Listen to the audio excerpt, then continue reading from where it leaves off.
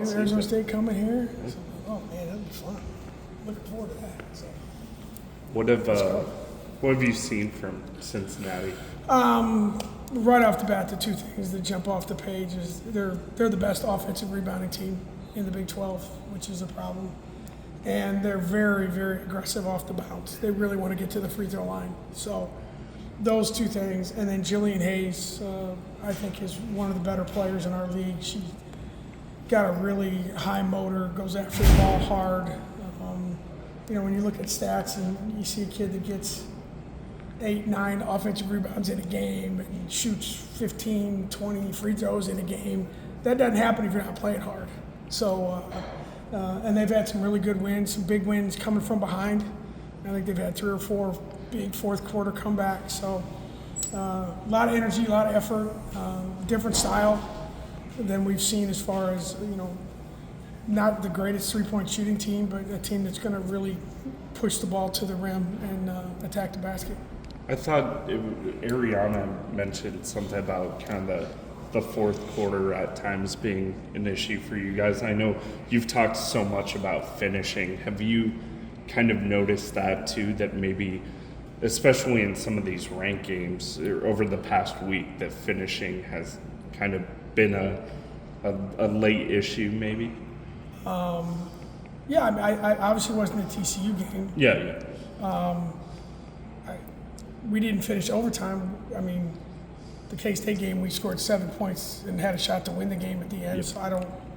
But I'm trying to think of some of the games that, I do think that there's probably been situations where, and that's what happens when you play really good teams. Go back to the Utah game. It's a tie game in the fourth quarter. We have 2 wide open threes and miss them, and they have a wide open 3 and make it. And so that's why, as you go through a basketball season or a football season, it's a 40-minute game, but a lot of times it's a few plays here and there, a few minutes here and there that swing it one way or the other. And, the good teams make those plays, and we haven't made enough of them for sure. Yeah. How close does it feel like this team is to getting a statement win this season? Oh, I don't know. I guess I don't know necessarily what that means. I guess everyone has their own version of statement wins and all that stuff. But I just think that for us, it's been the same thing all the time. It's like we prepare for the next game. We try and figure out what we need to do to have a chance to win games. And I know that's, especially this time of year, that's the big talk. And so I don't know. I think more so when you play in a league like the Big 12, I would say, and again, I know this is coach speak probably, I think any game you win in this league is a statement win. I really believe that. It's hard to win in this league. And so whether it's home or away, whatever. So I just think you can get a little too far ahead of yourself. And for our team, if you do that in one game and it works or doesn't work, what happens the next game? So this is an important stretch for us, as we talked about a lot. And, we're one of the last teams to get a bye, so we need to play well tomorrow. We need to come home and do the best. Same thing against a good Colorado team, and take a breath and get to the finish line hopefully. And then you guys are kind of like halfway through Big 12 play. How would you assess how Big 12 play has gone for you guys so far? I think it's gone all right. I mean, obviously, I think you'd always like win a few more games here and there, but I don't know that we haven't.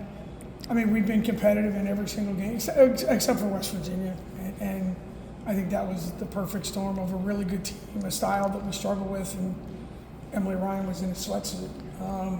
But other than that, I think we've given ourselves chances to win games, and I think that's the thing. It's every coach talks about it, but how do you play 40 minutes and find a way to be successful over time, over 18 games?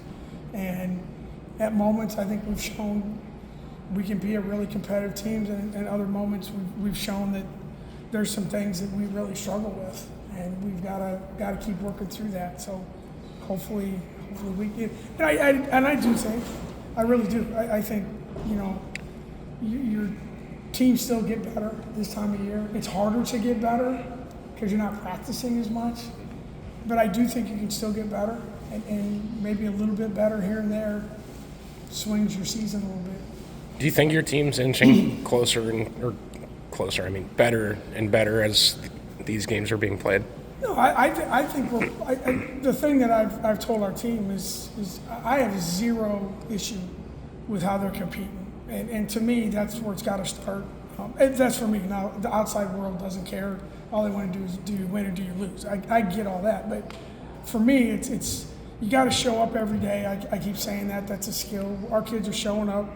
Obviously, we've got to get some more balance offensively. We've got to, and I think that falls on the defense too. I think sometimes it goes both ways. But I do think there's, I do think there's things that we can still get better doing, and I think our kids want to, and we're going to see how it goes the last 7 whatever games we have left.